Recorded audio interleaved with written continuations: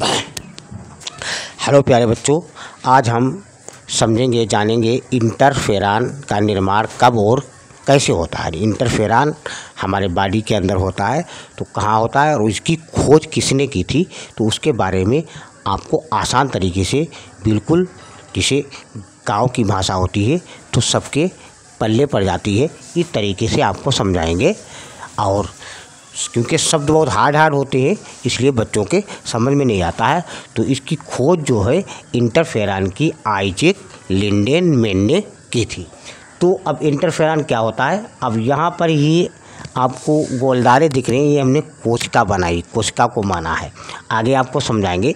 तो इंटरफेरॉन का निर्माण यानी एक विशेष प्रकृति की ग्लाइकोप्रोटीन होती है। ग्लाइकोप्रोटीन का मतलब से संदेश वगैरह भेजती है, अभी हम आपको समझा देंगे। तो एक प्रकार की ये प्रोटीन होती है, और जब कोई वायरस या अन्य किसी बाहरी पदार्थ के आक्रमण के समय शरीर की कोशिकाएं इसको बनाती हैं। समझ में बात आई। जिसे हमारा जो शरीर होता है, बॉडी होता है, तो वो लाखों यानी करोड़ों कोशिकाओं से मिलकर के बनता है। अब जब कोई कोशिका, जैसे ये वाली कोशिका किसी वायरस से या किसी अन्य पदार्थ से ये संक्रमित हुई, तो संक्रमित होने के बाद तभी इंटरफेरॉन जो है कोशिकाएं उसका निर्माण करती हैं। क्यों करती हैं?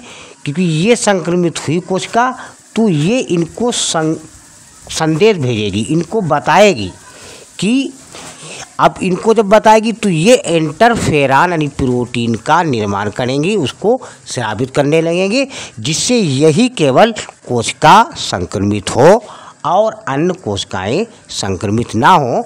जिस प्रकार जैसे गांव में कहीं चोट लग जाती है, कहीं घाव हो जाता है, तो कहा यहाँ पर घाव हुए तो इधर दवा लगाते रहो ताकि इसका विष इधर ना दौड़ जाए। तो इसी तरीके से ये संक्रमित हो गई, और संक्रमित होने के बाद इसने संदेश भेज दिया, तो ये अन्य कोशिकाएं संक्रमित नहीं होगी, क्योंकि ये प्रतिरक्षा को जो है एक सक्रिय करते हैं। प्रतिरक्षा जिसे हमारी कोशिकाएं, हमारे ऊतक यानी टिश्यू और हमारे अंग, ये सब मिलकर के पूरा एक तंत्र बनाते हैं, उसी को बोलते हैं प्रतिरक्षा तंत्र।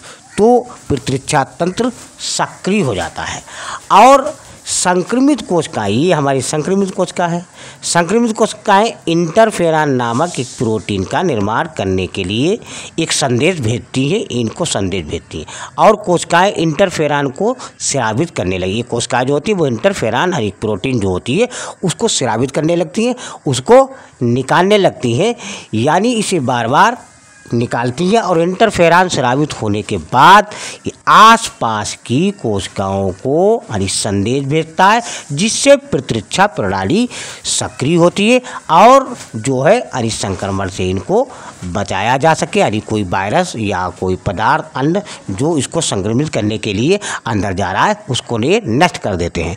तो ये इंटरफेरॉन है। अब ये कई प्रकार के होते हैं, जिसे हमने कुछ प्रकार यहाँ पर आपको बताएंगे। जैसे एक अल्फा इंटरफेरॉन होता है। तो अल्फा इंटरफेरॉन क्या, जिसे WBC जो श्वेत रक्त कणिकाएं हमारे रुधिर में होती हैं उसको हम ल्यूकोसाइट्स भी बोलते हैं। इसके द्वारा ये अल्फा जो है इंटरफेरॉन यानी उत्पन्न होते हैं या ये उत्पादन करती है।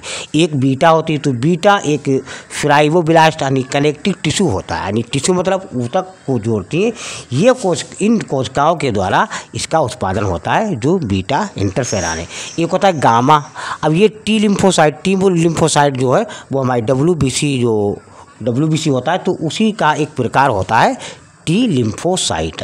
तो टी लिम्फोसाइट यानी श्वेत रक्त कणिकाओं का एक प्रकार है, और इससे जो हमारा ये गामा है, गामा इंटरफेरॉन, इसका उत्पादन होता है। बच्चों, ये बहुत ही कम और छोटा संक्षेप में हमने आपको इंटरफेरॉन के बारे में बताया। लाइक, सब्सक्राइब, कमेंट जरूर कीजिए।